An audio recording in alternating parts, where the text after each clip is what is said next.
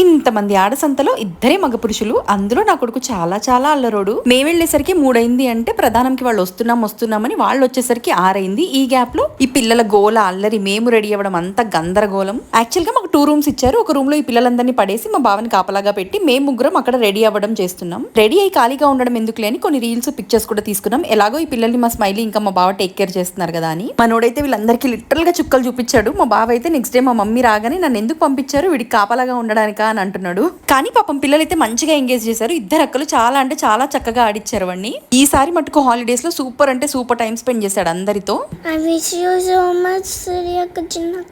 ఇంకా మేము పక్క రూమ్ లో ఏం చేస్తున్నామో చూసేయండి. రీల్స్ కోసం నానా కష్టాలు పడి వాళ్ళిద్దరి కోసం ఒక మంచి రీల్ చేసి పెట్టా.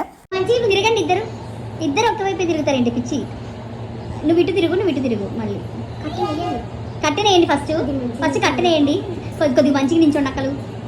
బయటకే చూస్తూ ఉండండి. నేను మళ్ళీ 3, 2, 1 అన్నప్పుడు దివ్య నువ్వు రైట్కి తిరుగు, హారిక నువ్వు నీ లెఫ్ట్కి తిరుగు. 3, 2, 1. వావ్, మళ్ళీ కట్టెలేయండి. ఇది చూడండి, ఇప్పుడు నడుచుకుంటారండి. అందమైన అమ్మో, ఫాస్ట్ ఫార్వర్డ్ లో నా గొంతు ఏంటి అంత క్రేజీగా ఉంది. ఇంకా ప్రధానం కోసం అయితే మేము ఇలా సింపుల్ గా రెడీ అయిపోయి వెయిట్ చేస్తూ ఉన్నాము. నేనైతే వెరీ సింపుల్ మా మమ్మీ శారీ కట్టేసుకున్నా. లైక్ అండ్ షో సమ్ ప్రేమ గాయస్.